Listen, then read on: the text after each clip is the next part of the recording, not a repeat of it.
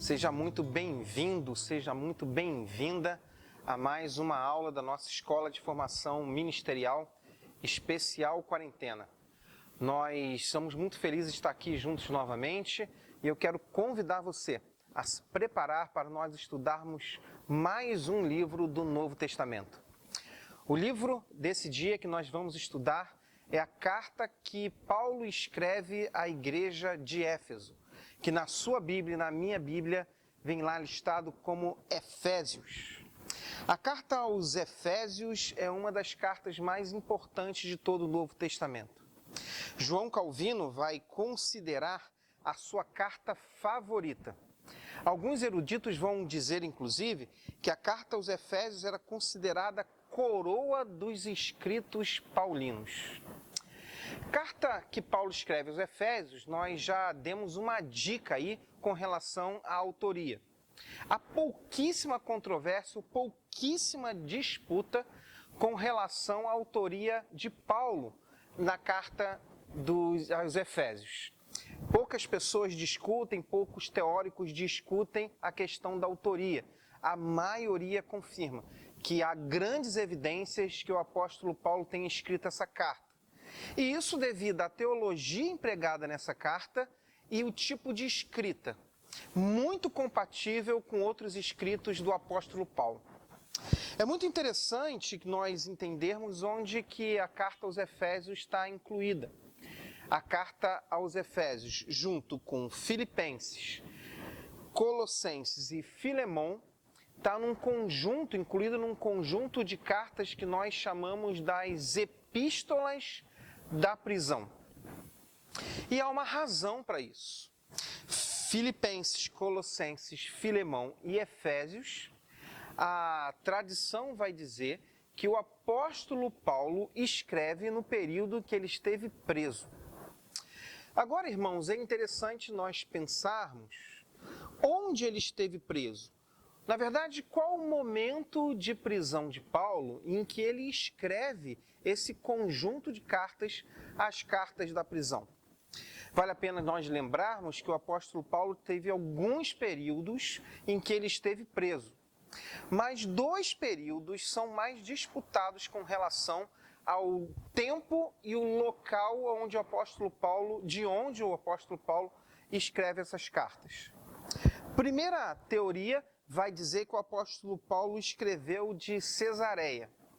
Nós vamos encontrar uma referência em Atos 24, capítulo 22. Segundo local, que os estudiosos vão dizer que é um local provável de escrita da carta aos Efésios, é quando Paulo esteve preso na sua prisão domiciliar na cidade de Roma. Atos 28, 30 é essa referência, por volta de 60 a 61, Paulo está preso ali na cidade de Roma, e nas características como ele está preso, na verdade, ele está preso dentro de uma casa alugada, e ali está soldados romanos guardando ali o apóstolo Paulo.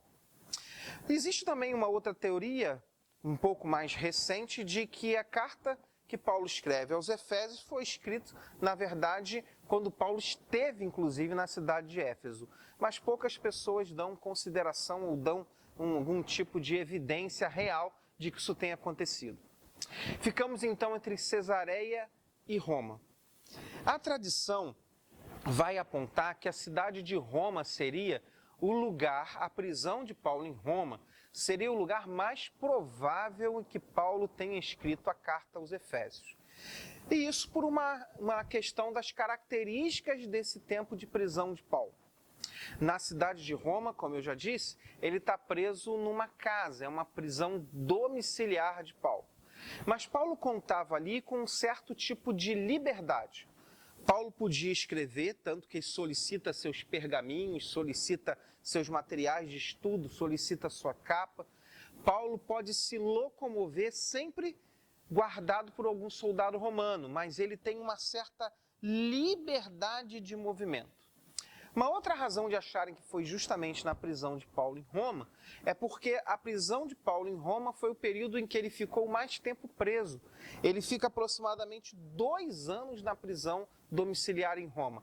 E por isso, os estudiosos vão apontar que esse tempo foi o tempo necessário para que dali, da sua prisão, ele possa escrever as cartas que estão nesse conjunto das cartas da prisão, Filipenses, Colossenses, Filemão e o objeto do estudo desse dia, a carta aos Efésios.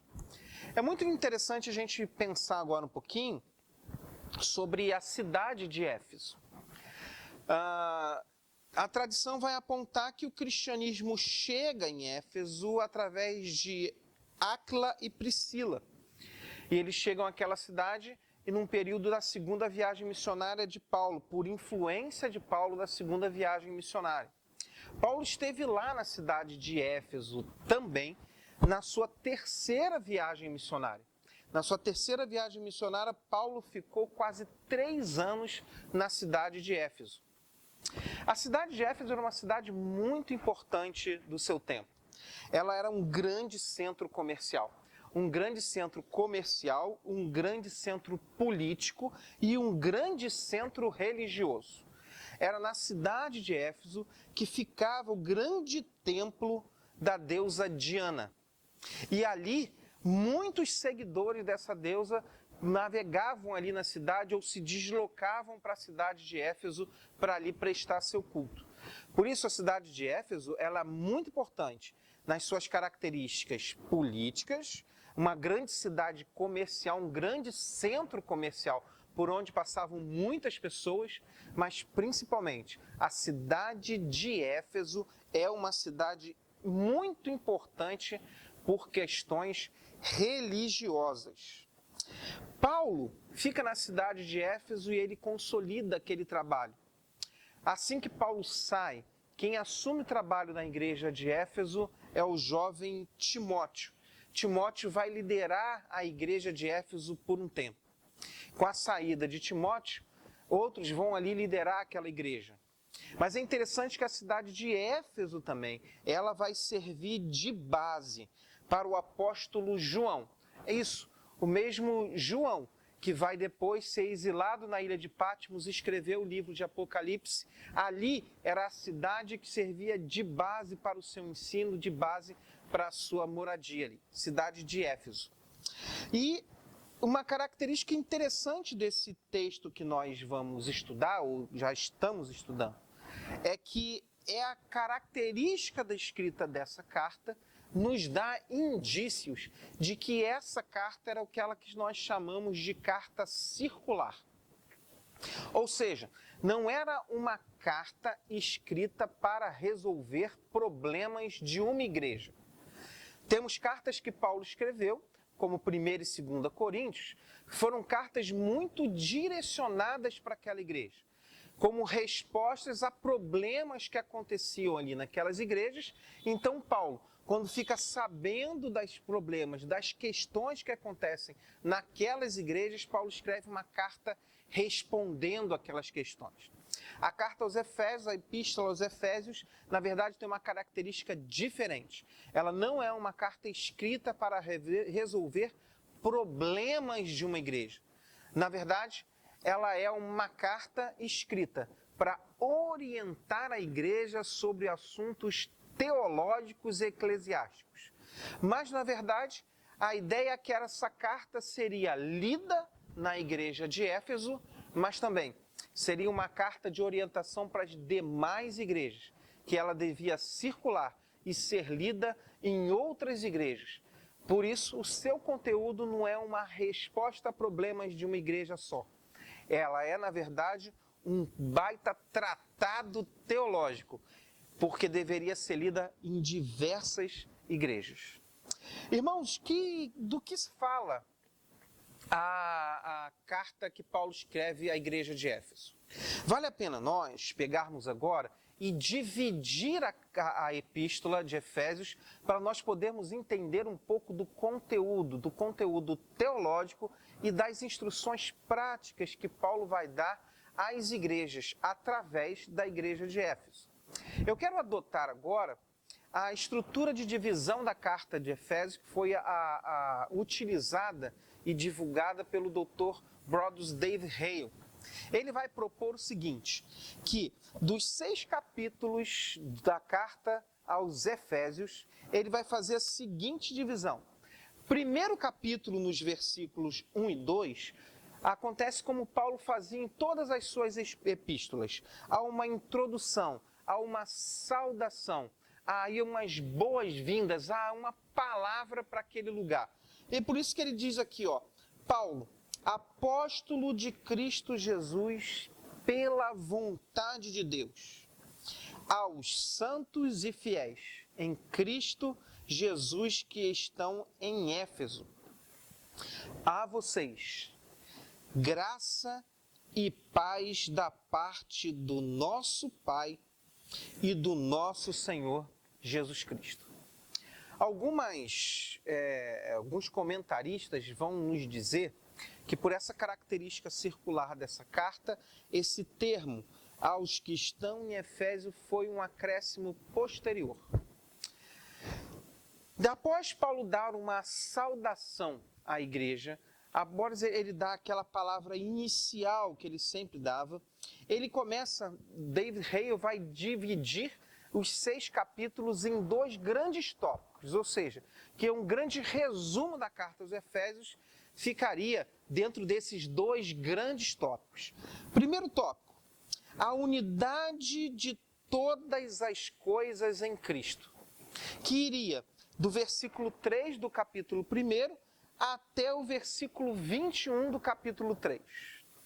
Dentro desse conjunto de versículos, capítulos e versículos, nós teríamos aqui a ideia de que Paulo está dizendo da unidade de todas as coisas em Cristo, ou seja, que todas as coisas convergem para alguém, convergem para Cristo.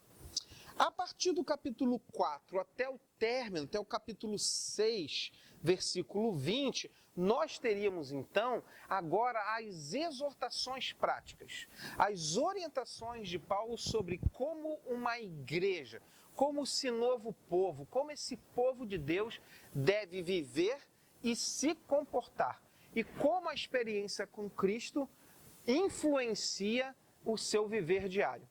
E aí então, a partir do versículo 21 até o versículo 24, teríamos então uma conclusão dessa carta e, como é de costume de Paulo, uma bênção que Paulo dá àqueles que irão agora ouvi-lo, né?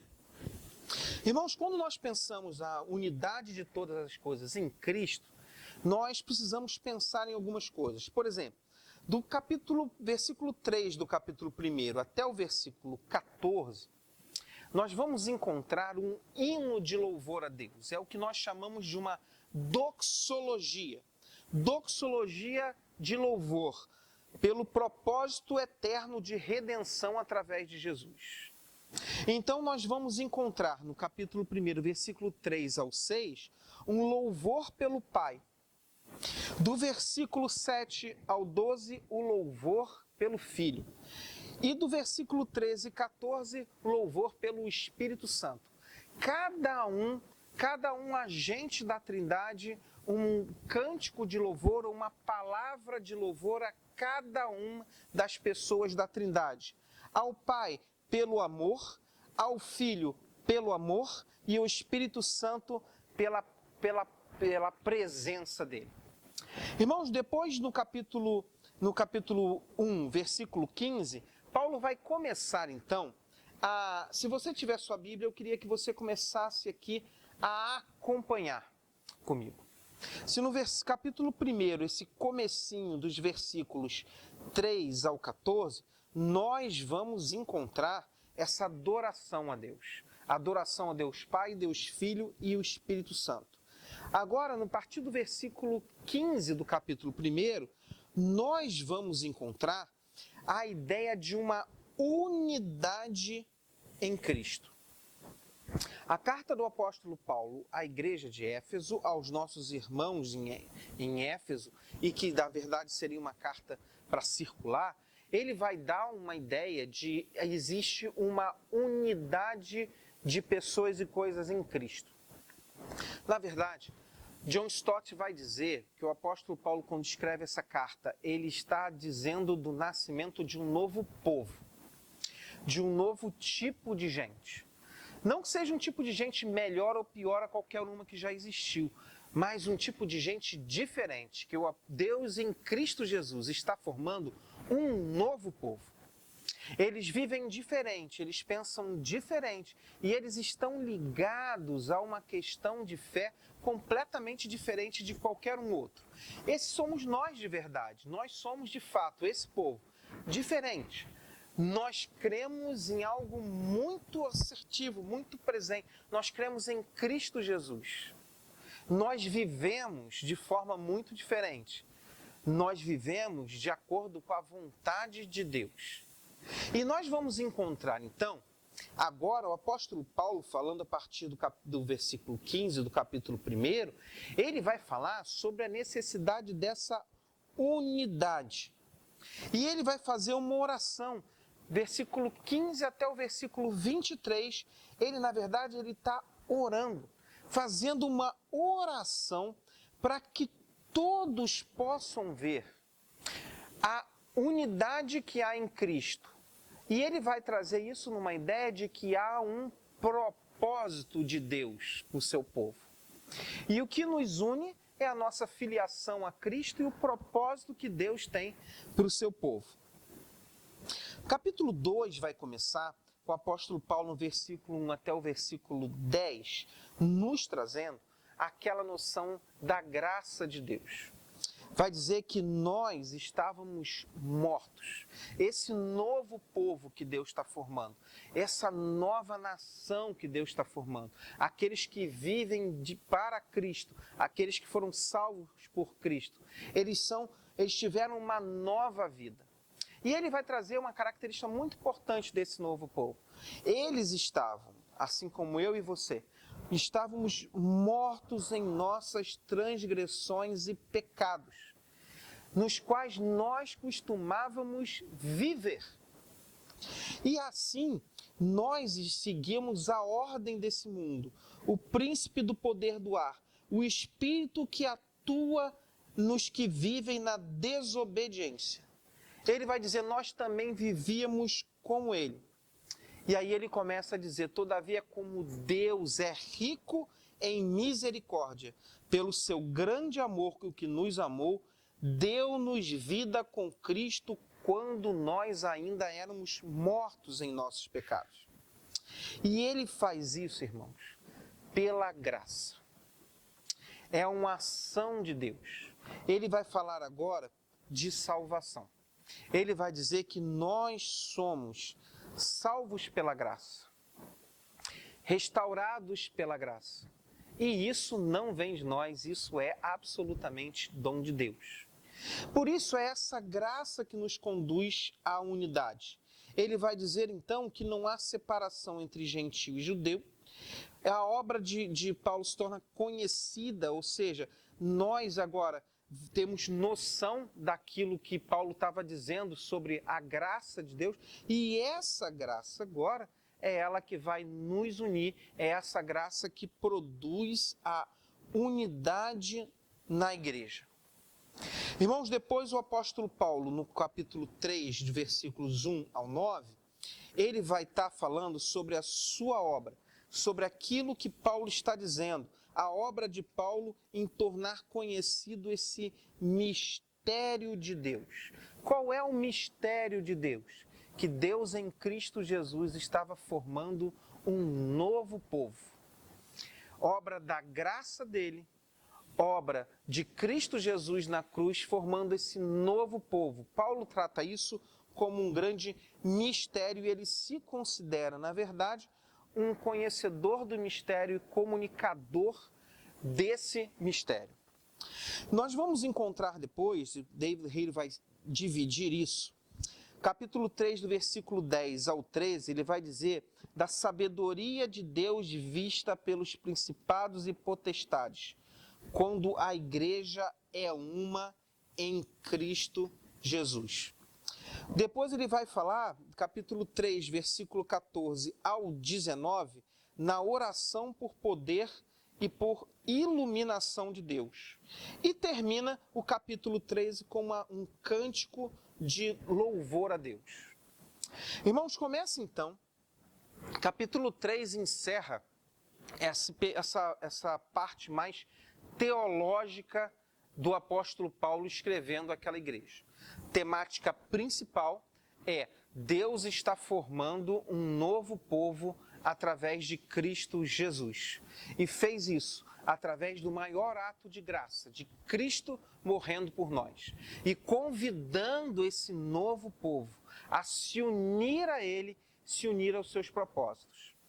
A partir do capítulo 4, o David Hale ele vai fazer uma separação, dizendo que a partir de agora, o que o apóstolo Paulo vai fazer é dar orientações práticas de como que esse povo vive, como esse povo agora constrói a sua identidade, quais são as ações práticas que nós vamos encontrar nesse povo que foi salvo por Cristo Jesus. Ele então começa a dizer o seguinte, capítulo 4, de 1 a 6, ele vai começar a construir um terreno para a unidade. Ele vai dizer o seguinte: façam todo o esforço para conservar a unidade do Espírito pelo vínculo da paz. E aí ele vai dizer: há um só corpo, há um só Espírito, assim como a esperança para a qual vocês foram chamados é uma só. Há um só Senhor, há uma só fé, há um só batismo, há um só Deus e Pai de todos, que é sobre todos, por meio de todos e em todos.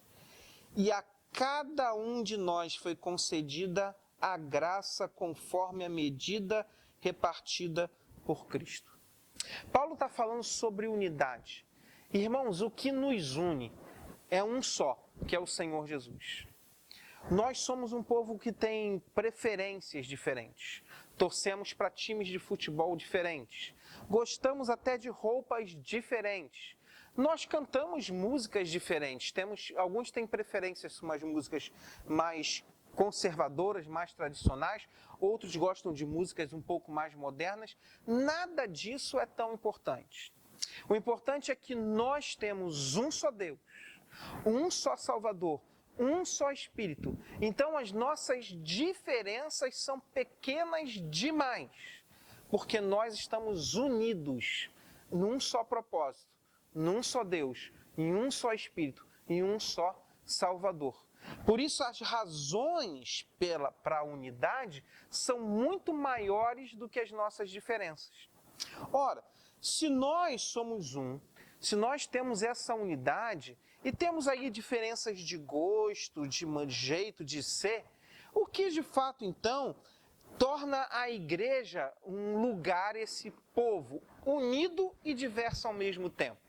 O apóstolo Paulo vai então do versículo 7 até o 16 nos dizer que ainda que unidos em Cristo Jesus, nós temos a diversidade dos dons espirituais. Somos um e temos diversidade, e a nossa diversidade se dá principalmente no exercício dos dons espirituais. Faz sentido isso para você, meu irmão? Eu e você, nós somos um em Cristo Jesus. Estamos unidos no mesmo propósito, no mesmo Deus. Fomos salvos pelo mesmo Senhor, na mesma cruz. A mesma graça foi derramada sobre mim e sobre você. E o que nos faz diferentes é que Deus derramou sobre nós dons espirituais diferentes. Por isso conseguimos ser uma igreja unida, um povo unido que tem unidade, mas da mesma forma, um povo que pode ser diverso, porque Deus, na sua diversidade, distribuiu dons espirituais diferentes a cada um de nós. E isso é fantástico, isso é maravilhoso. Bom, o apóstolo Paulo, agora que já falou de unidade e diversidade, ele começa agora a exortar para evitar a velha vida. Esse novo povo, meus irmãos, ele agora vive de forma diferente. Esse povo vivia de um jeito quando não tinha Cristo como seu Salvador e Senhor. Mas esse novo povo agora vive de uma forma diferente, porque tem um Salvador e esse Salvador o convida a viver em novidade de vida. Por isso nós vamos encontrar do versículo 17 até o 24 as exortações sobre não voltar às práticas da velha vida. Por isso ele começa no versículo 17 dizendo: assim eu lhes digo, e no Senhor eu insisto, que não vivam mais como os gentios, que vivem na inutilidade dos seus pensamentos. Eles estão obscurecidos no entendimento e separados da vida de Deus por causa da ignorância em que eles estão, devido ao endurecimento do seu coração. Tendo perdido toda a sensibilidade, eles se entregaram à depravação, cometendo com alvidez todo tipo de impureza. Versículo 20, presta bem atenção. Todavia, não foi isso que vocês aprenderam de Cristo. Esse novo povo, essa nova nação, essa nova gente que Deus está gerando em Cristo Jesus, eles não vivem mais como viviam, como antes de conhecer a Cristo. Agora vivem de forma diferente. Então Paulo vai dizer aqueles pecados que podem destruir a unidade. Ele vai falar sobre os pecados que podem destruir a unidade, ele vai falar sobre os pecados da imoralidade sexual, e nesse tempo tão sensualizado que nós vivemos, tão sexualizado que nós vivemos nesse momento, é muito interessante que você possa ler no capítulo 5, do 3 até o 14, sobre, olha, esse novo povo tem um novo comportamento, inclusive ele olha essas questões da imoralidade sexual com um olhar diferente, olha, com o olhar de Cristo. E do versículo 15 ao 21, então, ele vai falar sobre as virtudes que um cristão ele deve praticar. Começamos o capítulo 5 e a partir do versículo 22 até o capítulo 6, versículo 9, ele vai também estar falando da unidade, mas agora nos relacionamentos. É nesse pedaço da Bíblia, é nesses textos é que nós vamos encontrar a orientação para maridos e mulheres, filhos, senhores, servos, trabalho.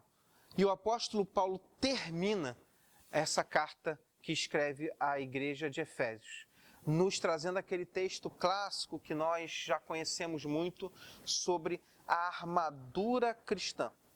Efésios 6, de 10 até o 20, para que esse novo povo consiga viver essa nova vida proposta por Deus, ele vai fazer uma comparação das virtudes ou daquilo que ele precisa se equipar. Olhando para o soldado romano que o acompanhava ali na prisão em Roma, ele vê cada utensílio daquela armadura do soldado e vai trazer cada utensílio dele em comparação com aquilo que o crente precisa se vestir, se armar para dar conta dessa nova vida e para resistir às ciladas que o diabo arma, querendo derrubar esse novo povo de Deus. Paulo, então, faz uma conclusão no capítulo 6, versos 21 e 22, e do 23 e 24 ele termina essa carta, impetrando uma bênção muito especial, e é essa que eu queria impetrar sobre você nesse momento. Ele diz: que a paz seja com os irmãos, e o amor com fé da parte de Deus e do Senhor Jesus, e a graça seja com todos os que amam ao nosso Senhor Jesus Cristo com esse amor incorruptível. Que o estudo dessa carta possa nos ajudar a entender o nosso papel nesse mundo. Somos filhos de Deus. Deus nos gerou novamente em Cristo. E como filhos de Deus, somos convidados a viver uma nova vida em Cristo Jesus. Vivemos de forma diferente como vivíamos, e para isso nós precisamos tomar sobre nós toda a armadura de Deus. Que Deus abençoe muito a leitura dessa carta e Deus aplique os ensinamentos dela na sua vida e no seu coração. What gift of love could I offer to a king? What way